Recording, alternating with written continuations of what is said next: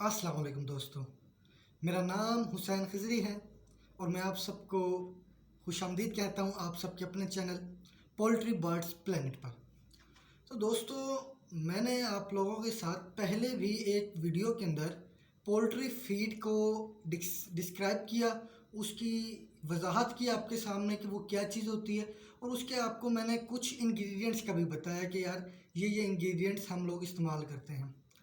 तो आज की वीडियो के अंदर मैं आपको ए टू जी तमाम के तमाम इंग्रेडिएंट्स का बताऊंगा कि कौन कौन से इंग्रेडिएंट्स हम लोग पोल्ट्री फीड के अंदर इस्तेमाल कर रहे हैं। तो उसके ज़रिए आप लोग जान सकेंगे कि आप लोगों की जो ब्रॉयलर मुर्गी है वो जो फीड खा रही है उस फीड के अंदर क्या क्या चीज़ें पाई जाती हैं उसके अंदर। तो चलिए मैं आपको लेकर चलता हूँ और आपको दिखाता हूँ कि उसके अंदर कौन कौन से इंग्रेडिएंट्स पाए जाते हैं। अब मैं आप लोगों के सामने जो ब्रॉयलर फीड के इंग्रेडिएंट्स हैं, ब्रॉयलर कह लें, लेयर कह लें, गोल्डन मिश्री कह लें, ब्रीडर कह लें, जो भी हमारी पोल्ट्री की फीड है वो जो मैं इंग्रेडिएंट्स आपको बताने लगा हूँ सिर्फ इन्हीं से बनती है। इसके अलावा उसके अंदर कोई और चीज़ शामिल नहीं की जाती। तो अब मैं आपको दिखाने लगा हूँ, ये आप देख रहे हैं। सबसे पहले हमारे पास हैं सीरियल्स। सीरियल्स के अंदर हमारे पास मेज़ है जिसको मकई कहते हैं, वीट गंदम है, सोरगम है, बार्ले है, राय है, ट्राइटिकल्स हैं, ओट्स है जिसको जौ का नाम देते हैं, बाजरा है, ब्रोकन राइस है। अच्छा, मैं आपको बताता चलूँ, सिर्फ हम लोग जो इस्तेमाल करते हैं ये सारी चीज़ें इस्तेमाल हो सकती हैं, लेकिन हम लोग मकई, बाजरा और चावला का टोटा, ये तीन चीज़ें हम लोग सीरियल्स के तौर पर ऐड करते हैं। उसके बाद आप देख रहे हैं सीरियल्स बाई प्रोडक्ट। ये जो सीरियल्स बाई प्रोडक्ट हैं जिसमें आपको मेज़ bran, wheat bran, rice bran और राइस पॉलिश ये चीज़ें नज़र आ रही हैं। ये जिनको आप लोग दूसरे अल्फाज के अंदर कहते हैं क्या, चोकर। अच्छा, मैं आपको बताता चलूँ, सीरियल्स जो हैं वो हमारे पास मेन एनर्जी का सोर्स हैं, जबकि हमारे पास ये जो चीज़ है ये हमारे पास फाइबर का सोर्स है। इससे हमें फाइबर अच्छी मिकदार में मिलती हैं, किससे, सीरियल्स बाई प्रोडक्ट के ज़रिए। उसके बाद मैं आपको नीचे लेके चलूँ तो हमारे पास वेजिटेबल प्रोटीन सोर्स आ जाते हैं। तो उन वेजिटेबल प्रोटीन सोर्स के अंदर आप देख रहे हैं कि हमारे पास सोयाबीन मील है। ये दो टाइप का होता है, हाई प्रो और एक सादा सोयाबीन मील। उसके बाद कैनोला मील है, कैनोला मील 35.5% है। कॉटन सीड मील है, सनफ्लावर मील है, ठीक है, ग्वार मील है, मस्टर्ड मील है, कॉर्न ग्लूटन मील है, कॉर्न ग्लूटन मील 60% और 30%। उसके बाद पीस मतलब मटर, मटर भी हमारे पास बहुत अच्छा सोर्स है, किसका, प्रोटीन का, और वेजिटेबल प्रोटीन सोर्स है ये हमारे पास।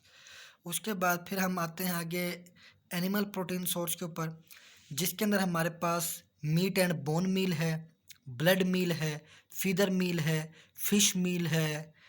उसके बाद एनिमल प्रोटीन कंसनट्रेट्स है जिसको हम एपीसी का नाम देते हैं, और पोल्ट्री बाई प्रोडक्ट मील जो मुर्गियों की अंतड़ियों वगैरह को सुखा कर उसको ड्राई करके और उसके बाद उसको एडप करते हैं, वो हमारे पास पोल्ट्री बाई प्रोडक्ट मील है। और ये जो मीट एंड बोन मील आप लोग समझ रहे होंगे, ये कौन सा मीट एंड बोन मील, जो हमारे पास बर्ड मर जाते हैं, जिनकी मोर्टेलिटी हो जाती है, उन बर्ड्स को भी ड्राई कर कर उसके बाद उसको सुखा कर उसके बाद उनका जो है ना आप उसको दोबारा प्रोटीन के सोर्स के ऊपर फीड के अंदर इस्तेमाल कर सकते हैं, और ये हम लोग कर भी रहे हैं। उसके बाद हमारे पास आता है ऑयल्स, फैट्स के तौर पर जो इस्तेमाल होता है, उसके अंदर हमारे पास चिकन ऑयल है, कैनोला ऑयल है और सोयाबीन ऑयल है। उसके बाद ये जो नीचे आप मोलेसिस देख रहे हैं, ये फैट्स एंड ऑयल्स में नहीं आता। ये मोलेसिस हम लोग कहते हैं जो गन्ने का शीरा होता है, उस शीरे को हम लोग फ्लेवर के तौर पर और एनर्जी सोर्स के तौर पर ऐड करते हैं। उसके बाद हमारे पास फिर आ जाते हैं मिनरल्स, अमाइनो एसिड्स और विटामिन्स। हमारे पास चूना होता है, लाइमस्टोन, चूने का पत्थर, या जिसको हम लोग ग्रिड्स भी बोलते हैं, चिप्स भी हम लेते हैं, ठीक है, कैल्शियम के सोर्स के ऊपर। उसके बाद साल्ट है, डाई कैल्शियम फास्फेट है जिसको डीसीपी बोलते हैं, डाई फ्लोरिनेटेड फास्फेट है जिसको डीएफपी बोलते हैं। उसके बाद ये नीचे अमाइनो एसिड्स हैं जिसमें आप देख रहे हैं लाइसिन है, डीएल मिथ्योनाइन। जो एल लाइसिन है, एल का मतलब है ये नेचुरली एक्सट्रैक्ट किया हुआ लाइसिन है। और ये लाइसिन जो है, आपको मैं बताता चलूँ, दो तरह के अमाइनो एसिड्स होते हैं। एक एसेंशियल अमाइनो एसिड्स होते हैं जिनको हमारी बॉडी को रिक्वायर्ड होते हैं, जो हमारी बॉडी खुद से तैयार नहीं कर सकती, तो वो हमें बाहर से लेने पड़ते हैं। अब एक नॉर्मल इंसान तो अपनी बाहर की डाइट से कहीं ना कहीं से उनको ले लेता है, जबकि बर्ड तो वो बाहर, उसको हमने जो खुराक देनी है उसने वहीं से लेना है। तो ये चीज़ें हम लोग फीड में एडअप करते हैं। उसके बाद फिर डीएल मिथ्योनिन है, थ्रियोनिन है, आर्जिनिन है, विलाइन है, हिस्टिडीन है, ट्रिप्टोफैन है, आइसोल्यूसिन है, सिस्टीन है। ये आप देख रहे हैं sodium bicarbonate, vitamin premix, mineral premix. उसके बाद हमारे पास एंजाइम्स हैं, प्रोटीएज एंजाइम्स, फाइटेज एंजाइम्स, और NSP non starch polysaccharides enzymes हैं, और लाइजोफोर्ट एंजाइम जिसको लाइजोजाइम कहते हैं। उम्मीद करता हूँ आप लोगों को जो कुछ बताया वो समझ आ गई होगी, और अब आप लोगों को क्लैरिफाई भी हो गया होगा। और आप लोगों के लिए सबसे इम्पोर्टेंट चीज़, मैंने आपको तमाम फीड इंग्रेडिएंट्स यहीं पर आपको अवेलेबल कर दी हैं। बाकी आप लोग कुछ प्रोफाइल देखेंगे, दूसरों की देखेंगे, तो उधर आपको कुछ इंग्रेडिएंट्स मिलेंगे, कुछ नहीं मिलेंगे। यहाँ आपको मैंने तमाम के तमाम इंग्रेडिएंट्स दे दिए हैं, अब आपको कहीं और जाने की ज़रूरत नहीं है। तो अगर आप लोगों का कोई सवाल हो तो आप लोग कमेंट कर सकते हैं। तो इंशाल्लाह आपसे मिलते हैं नेक्स्ट वीडियो में। तब तक के लिए अल्लाह हाफ़िज़। अपना भी ख्याल किए रखिएगा, और मुझे दुआओं में याद रखिएगा। Thank you. खुदा हाफ़िज़।